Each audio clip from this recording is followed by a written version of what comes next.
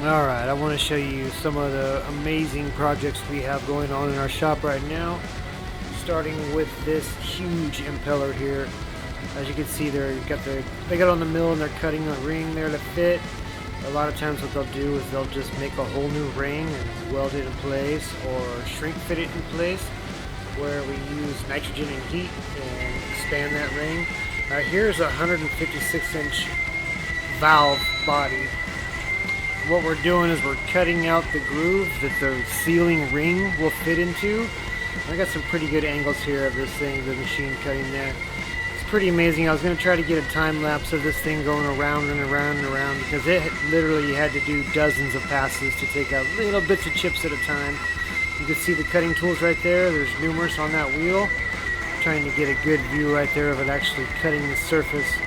And you can see the chips coming through, but that's about it. But this is a pretty amazing piece of equipment.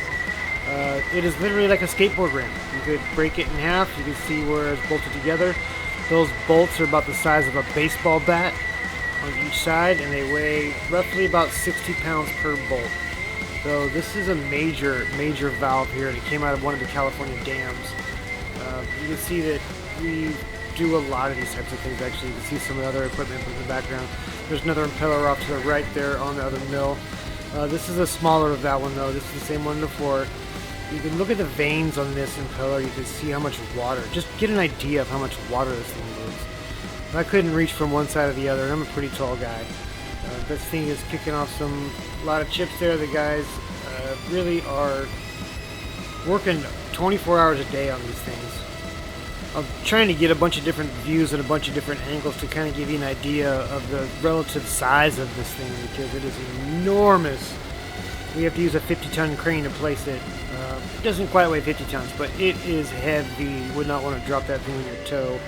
You can see the red dye right there as it goes around the rings. That red dye actually helps them to make sure that they are getting spots that they determine to be high after putting it on the balancer that they use in order to determine where the center is with a mic, small little dial indicator.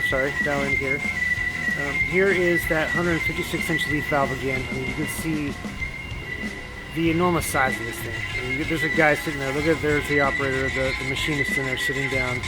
The cutting wheel itself is as big as he is, and you know, I think there's about 14, I think it was, cutting wheels on this thing. It goes around in a circle like that, just taking off little bits at a time. We've gotten about 6 of these giant valves so far, and I know we have the contract for the majority, for the rest of them really, at the California dams. This isn't even the larger of the mills we have. We've got several turntables that are even bigger than this one.